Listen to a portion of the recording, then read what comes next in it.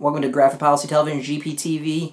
I'm Brett. We've got a new, I guess, I won't even call it unboxing since it's kind of already out, but we'll call it an unboxing, I guess, of the latest release for D&D Attack Wing. This is for their Month 2 of the Rage of Demon organized play event. The prize is the Nalfeshnee Demon. Kind of an interesting figure because it doesn't really look like a flyer, but I guess it's a flyer. So those who don't know, D&D Attack Wing is a game by Wizkid that you use like pre-painted figures like this, and you go and you battle it out against your opponents. Usually it is done over some scenarios. In organized play, you basically go to your local store and you play against the other players. Usually the top 2 players win prizes such as this, and then they get another prize for kind of the everyone votes on the best player, nicest player to play against, stuff like that, who often will win a prize as well. And then everyone who participates also gets cards to use in the game. So no matter what, if you're participating, you tend to get something. So the figure itself is an interesting one. This is it looks like a ground troop, but it's actually a flyer. So let's look at the sculpt itself.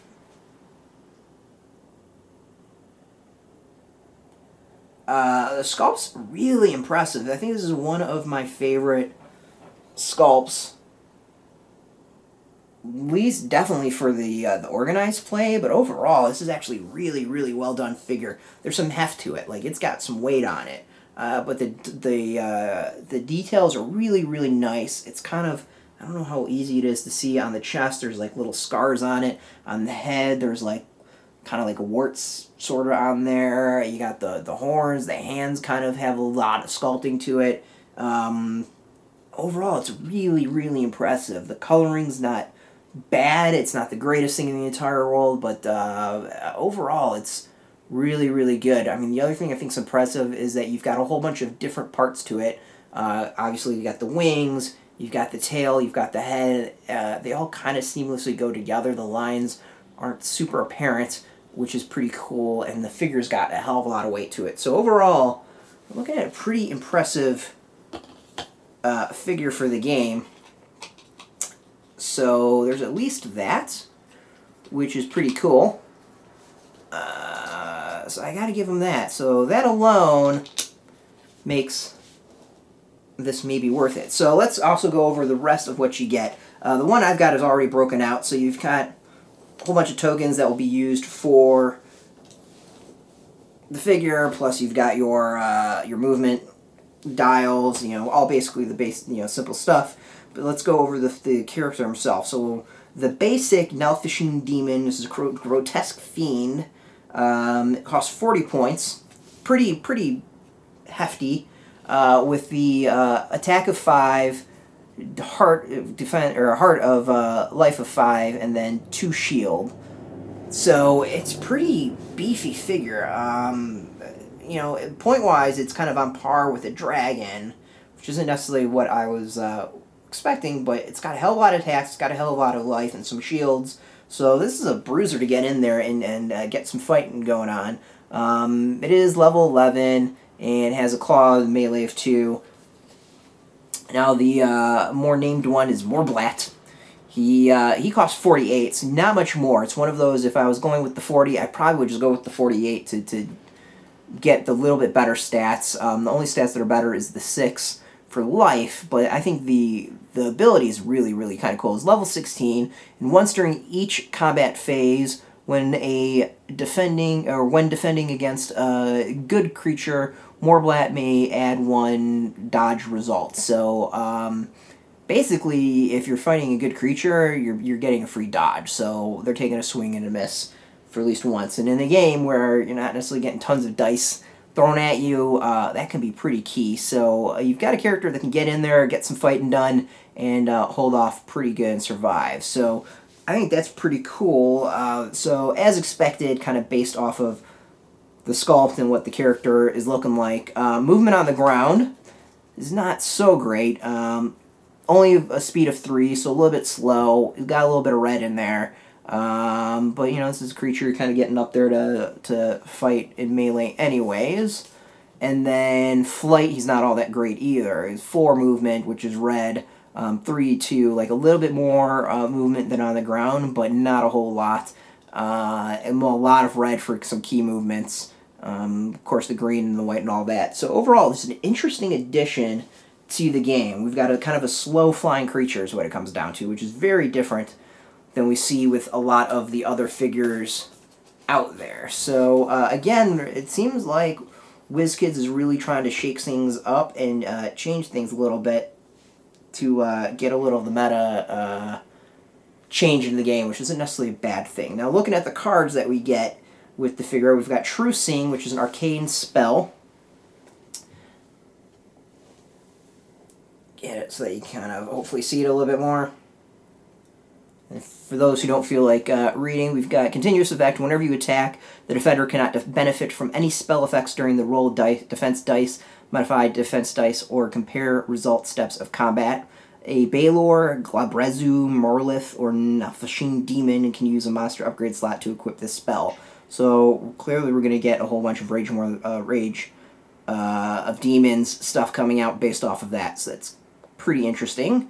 Level 11 and up, so even the basic creature can use this for 3 points. And then for 4 points, we've got Great Dispel Magic. Disable this upgrade, remove 1 effect token corresponding to a spell upgrade from yourself or one other creature at range 1 to 3 in any direction. You may then perform an action on your action base as a free action. Must be a sorcerer, wizard, warlock, or Nalfeshnee demon to equip. A Nalfeshnee demon can use a monster upgrade slot to equip the spell. So we're getting some options as to what we can do. Alright, next up we've got Telepathic Commander. Each affected creature may convert 1 blank result into 1 hit result the first time that it attacks during the combat phase. Must be a Nalfeshnee demon to equip. You can place timer, and you and all friendly evil creatures within range 1 to 3 of the receive the continuous effect. It's Telepathic Commander. It's special. So I think the monster upgrade it's interesting is that we're seeing more having to rely on the alignment of creatures. I think leading up to this, we haven't seen a whole lot playing with that, but I've noticed more and more that we're getting more like evil creatures, good creatures, stuff like that. So it's starting to play as a bigger factor in the game, which is good because it should have been for a while now. So this one is Horror Nimbus. Must be Nalfeshnee demon to equip. It's got tamers on it. Range 1 to 2 of you in every direction to ground and air receive continuous effect. Each affected creature cannot perform any actions. When this effect ends for any reason, discard this card.